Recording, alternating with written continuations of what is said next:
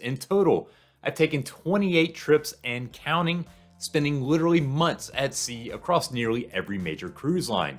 And while I like cruising, I'm not above recognizing where it can fall short. To me, fixing these issues could take a cruise from great to amazing, and I think that you'll agree. Let's start with dining. Food is a major part of a cruise, and for good reason. A modern cruise ship can have a dozen restaurants on the ship, and with so much time on board, eating is one of the great pastimes on a cruise. But there's also a major annoyance, that's the maze that comes with free and paid dining. With your fare, you get the buffet and meals in the dining room included. The food here is decent, but anytime that you're making meals for literally thousands of passengers at once, things can be hit or miss. Depending on the cruise line, just about all the other restaurants can be specialty restaurants, meaning that they cost more to eat there. The food in specialty restaurants, which is prepared on an individual basis, it is frankly better, but it also costs extra. So having to navigate the obstacle course of some foods included on the cruise, some of it being an extra charge, some being mass produced, and some being individually prepared, it makes me wish that there were more simplicity when it comes to eating. Why can't we all just eat where we want and have it all included in the fare? Drink prices on the ship, they're what I call stadium prices, like these $20 cocktails. Now, that might be okay for a night out or if you went to a game, but for an entire cruise, it is insanely expensive. Drinking is a popular pastime on a cruise, and why not? There's something about being in the warm weather, near the pool, and on vacation that makes it just feel right to have a drink in your hand. So what is the issue here? One of my big complaints, however, is the pricing. Now, if I go to a restaurant that's spending $12 or $14 for a drink, it's expensive, but it's fine. But that's just for one night. On a cruise, you can't escape that sort of pricing the entire trip or find a cheaper place to drink.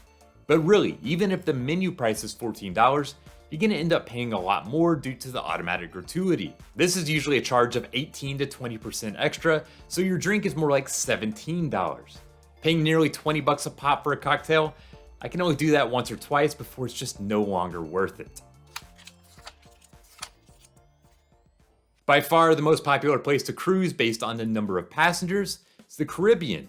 However, after years of sailing, I can tell you that one complaint I have is that the immediate ports are often devoid of any real culture. The cruise port areas in the Caribbean are built to cater to American tourists, leaving you with an artificial feeling and very little that's unique. Don't get me wrong, if you want to go have some fun on the beach, get some sunshine, and enjoy some of the most beautiful water in the world, then the Caribbean is great, and that's something that I will always go for. But sometimes you want to feel like you're visiting a real place and not some made-up Disney World.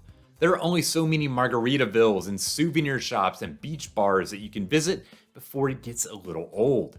That's why I always try to fit in an excursion that gets you out of town a bit to see the real place that you're visiting. There's no doubt that cruise ships have gotten larger over the years. In the 1990s, the average ship was around 70,000 gross tons. Today's ships average around 150,000 gross tons, with the largest reaching 250,000. With that space comes more things to do, to see, and experience. There are more restaurants, bars, lounges, theaters, and of course, more people. Now, there are some passengers that have a real problem with the big ships. I do see the appeal of smaller ships, that they are easier to navigate and to get around. I like them, frankly. But I like that the bigger ships have more things available for passengers, which really comes in handy on those longer cruises. The only issue is that just because they are larger doesn't mean that there's more space per passenger. As ships grow, so too do the passenger counts. So when you're on a mega ship, but you still have to deal with crowded, congested walkways or long lines, it seems to defeat some of the purpose of having a larger ship with more space. One complaint I have actually isn't the cruise line's fault. Even they can't escape the laws of physics. Now, due to the weight of water, cruise ship pools are notoriously small, especially given the thousands of passengers on board. Think of a cruise and you likely envision a sunny day at sea with lots of people soaking up the sun. At the middle of that scene is always the pool. But when you consider that there are 4,000 passengers on ship, those pools are insanely small for all of those thousands of people. The reason is simply that water's too heavy, and when you put it high up on a pool deck, that weight can have a major impact on the ship's balance. But the result is that if you want a spot in the pool during the middle of the day, then you better be comfortable swimming in close quarters with complete strangers. I know that most people go on a cruise to get away, but these days you can keep in touch with the real world pretty easily. Every cruise ship will offer Wi-Fi for passengers. Now, the service, it's relatively slow compared to back home, even with the introduction of Starlink on most ships. Speeds are typically around 3 to 5 megabits per second, which is enough to stream or surf the web, but you'll probably notice that it does feel a little bit sluggish. That's not actually a complaint, given that you can be hundreds of miles from land in some cases. To me, it's impressive that you can stay connected at all. What is annoying to me is the cost. It can be as high as $25 or $30 a day on some cruise lines. In other words, you can spend more for internet on a 3-day cruise than you do for an entire month back home. That seems to go beyond simply charging a premium for the service to actually price gouging to me. Thankfully, you can find deals that are offered, but you do have to watch for them.